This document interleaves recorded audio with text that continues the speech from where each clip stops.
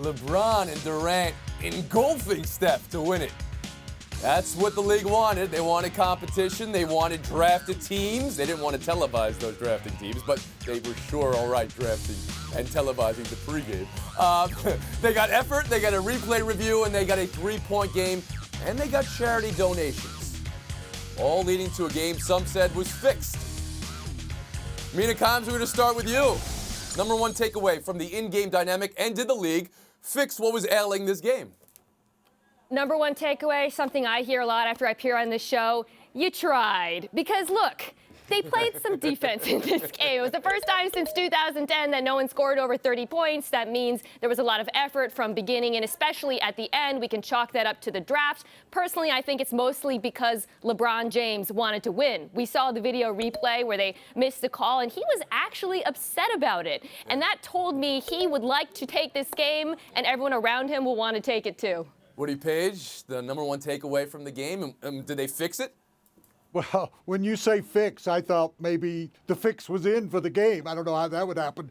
But no. my moment Did they fix a game that last year was 192, 182, and playing no defense? I get that. It was a joke. The idea was when LeBron was over there sweating and complaining to the officials and playing his heart out, and at the other end you had Curry eating popcorn and sitting in a sweatshirt on the bench. That kind of summed up the game. They were having fun. They were playing it hard. I think that it was one of the best All-Star game finishes that I've ever seen in my career. So, yeah, I think it did fix the game. All right. Number one takeaway for you, Israel Gutierrez. I thought Joel Embiid set the tone early on, but that type of effort is what was necessary here because last year's All-Star game was a disaster. It was rock bottom, and there was no effort from start to finish. And so that's what needed to happen here. You needed guys to try. The format helped, the money helped, all those things helped, but really all it takes is 1, 2, 3, or 4 guys to just put in some effort, and everybody will follow. When one of those guys is LeBron James, then yes, it makes it a lot easier for everybody else to follow. And they got a perfect ending where they got LeBron closing it out for you, winning the MVP. It was a great game. All right, let me ask you this way, Kevin Blackstone. Is the NBA wise to lock down this format for good? I mean, the commissioner says he will televise the draft in the future, but lock down this format for good. Absolutely. I like the pickup game format. I mean, what is more natural in basketball than showing up at a court and you divvying up sides? That's exactly the way it should be. As far as how that transfers or to the game itself, the competition, it didn't have anything to do with it.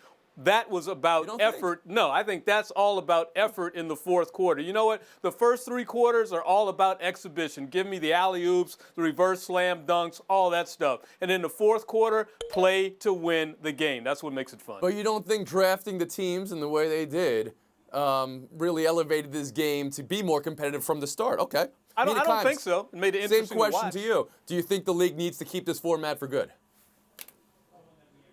Absolutely. I mean, I disagree with KB. I think the reason they put in more effort was because they had more ownership over the game and the teams, and because LeBron was a captain and he wanted to win. And if LeBron wants to win, you do what he says. Okay. Woody Paige, you? Oh, I don't know that we can make a decision until after 2 or 3 years of it. And I don't have a problem with mixing it up every once in a while. Have the world versus the United States. The last ABA All-Star game was the team with the best record against the All-Stars. I mean, there are different ways you could do it and have fun with it. And I'd also have the draft at the All-Star ceremonies. Get rid of a couple of silly events like the celebrity game, choose them then, and then you have taken care of the injured players. I'd like Hold on a second. Don't take away the celebrity game before Israel gets to play in it. Go ahead, Israel. Seriously. No, listen, I do think because, again, this year there was going to be effort regardless. The players felt probably guilty about what happened last year. So I'm with Woody there. Give it a few years to see if the format really holds up, if the effort really holds up, and then you can credit the format all you want. But really, I think it was just going to happen organically. I'm totally with you, Woody, though. You got to pick the teams All-Star Weekend. I would pick the teams on the Sunday at midcourt, right after the national anthem. You could do it during and do it right there. Give them the jerseys, pick teams, and just run it out from that point. By the way, one last thing from video we saw at the game. LeBron and Kyrie laughing on the bench like you've ever laughed this hard in your life. That's the end of a great storyline this season. So thanks for nutting All-Star Game.